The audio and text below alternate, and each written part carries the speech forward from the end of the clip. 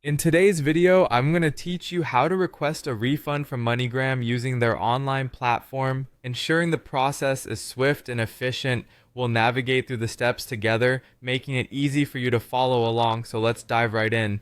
First, you'll need to open a web browser on your computer, phone, or tablet and head over to the MoneyGram website. Once the site loads, look for the refund section, which can typically be found under customer support or services.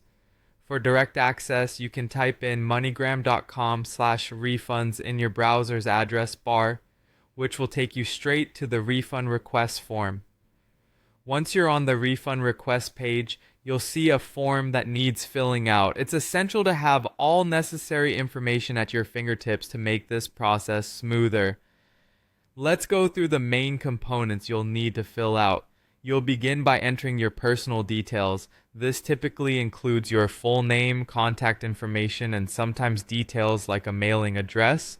Make sure everything you enter here is accurate, as getting this wrong could delay processing. Next, you'll need to provide specific details about the money order. This typically includes the money order number and the amount. If you don't have this information handy, it might be good to pause here and find it before proceeding. Missing or incorrect details could mean that your refund request isn't processed promptly or at all, so double check this section for accuracy. Once you've entered the money order details, you'll be asked to select or provide a reason for the refund request.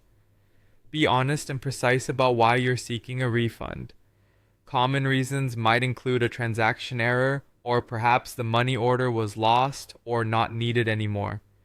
Whatever the reason, providing this information clearly can help the process along and avoid any possible questions or holds on your request. After everything is filled out, review the form carefully to ensure all information is correct. Submitting inaccurate details could lead to delays or issues with obtaining your refund. Once you're satisfied, you'll submit the form. Many websites have a confirmation step or button to finalize the submission, so make sure you look out for that. Upon successful submission, you should receive a confirmation indicating that MoneyGram has received your request. This confirmation might come via email or appear directly on the website. Keep an eye out for it, as this will often include a reference number or details on what to expect next. The confirmation is a good sign that your request is in progress, but do note that processing times can vary. Patience might be required while they review and approve your refund. By following these steps, you should have everything you need to successfully submit a refund request to MoneyGram.